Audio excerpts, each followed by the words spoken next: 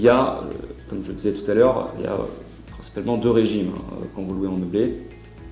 Il y a le régime dit du micro-BIC, BIC, bénéfices industriels et commerciaux, qui s'applique de plein droit tant que les recettes ne dépassent pas 72 600 €.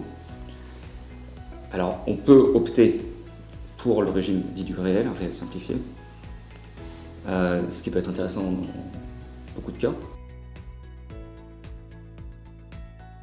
Donc, le régime du micro-BIC, c'est assez simple, c'est en fait, alors c'est fait automatiquement dans la déclaration, c'est pas la peine de le faire automatiquement, l'administration le fera, mais le système, c'est qu'en fin de compte, il y a un abattement de 50% qui s'applique sur les recettes.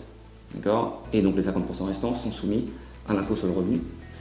Donc ils sont intégrés dans votre barème progressif de l'impôt sur le revenu, donc ça dépend de votre taux d'imposition, dépendra de vos autres revenus par ailleurs. Et en plus de ça, il y aura, alors c'est aussi un autre sujet assez important, c'est les prélèvements sociaux de 17,2%. Ces prélèvements sociaux, il faut savoir que c'est une pure charge, ça donne une offre, contrairement aux contributions sociales dont je parlerai tout à l'heure. Contributions et cotisations sociales, contrairement à ces deux types de contributions, les prélèvements sociaux ne vous donneront aucun avantage pour votre retraite ou quoi que ce soit, c'est énormément une pure charge. Alors il y a une partie quand même qui est déductible des prélèvements sociaux, qui est déductible de votre revenu global imposable de l'année du paiement des prélèvements sociaux, mais n'empêche que ça ne vous donnera rien. Alors il faut savoir que en location courte durée, quand on a plus que 23 000 € de recettes, on passe en principe, avec quelques petites exceptions, mais le principe c'est qu'on passe aux cotisations sociales, donc l'URSSAF et tout ça. Bon, je ne rentre pas dans le détail. À partir de là, il y a, une fois qu'on est rentré dans ce monde des cotisations sociales, donc dans un monde plutôt dit professionnel, parce qu'en principe ces cotisations s'appliquent aux revenus des indépendants qui exercent une activité professionnelle. Quand on est dans la location courte durée et qu'on dépasse 23 000 € et que du coup on sort des prélèvements sociaux pour rentrer dans le champ de ces cotisations-contributions, il y a 3 autres régimes qui s'appliquent, mais je ne rentre pas dans le détail. Si on dépasse 72 600 € de revenus, on est automatiquement soumis au régime du réel. Donc comme je le disais tout à l'heure, le régime du réel c'est quoi ? C'est la possibilité de déduire toutes les charges qui sont liées à l'acquisition et au maintien des revenus dans le patrimoine du contribuable.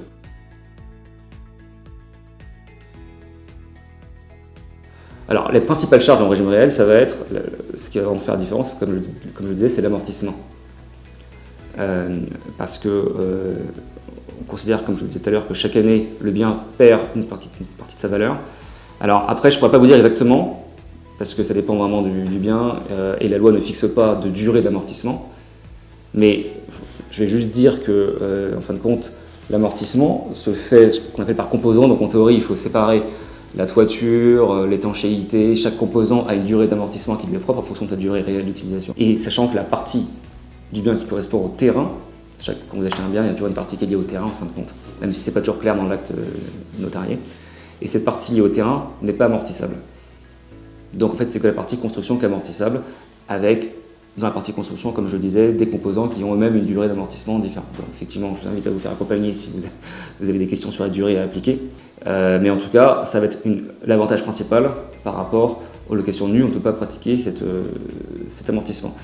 Alors après, d'autres charges, effectivement, après c'est toutes la taxe foncière, les frais de gestion, voilà, frais d'agence, charges. Alors les frais d'acquisition, pareil, autre sujet aussi, parce que les frais d'acquisition, vous avez le choix.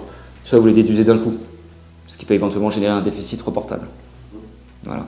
Soit vous les déduisez pas tout d'un coup, vous les incluez dans la base amortissable du bien. Donc c'est vrai qu'à priori, on peut se dire, moi j'ai plutôt intérêt à tout déduire, comme ça je prends tout d'un coup, et c'est pas forcément la meilleure chose à faire. Donc là-dessus, pareil, je vais pas rentrer dans le détail, mais là-dessus c'est le genre de choses où il vaut mieux être accompagné quand même pour bien faire les choses correctement. Et donc évidemment, il y a toujours ces fameux prélèvements sociaux également qui s'appliquent, que ce soit le micro ou le régime du réel, avec ce risque, entre guillemets, de passer aux cotisations sociales si on dépasse, en location courte durée, là, si on dépasse 23 000 €. Savoir qu'on peut effectivement, au bout d'un certain temps, revenir sur son option. Alors après, Par exemple, si on est au-dessus de 72 600, on est de plein droit du régime du réel. Ça, on ne peut pas opter pour le micro-BIC. Mais quand on est micro-BIC, on peut effectivement décider d'opter pour le régime du réel.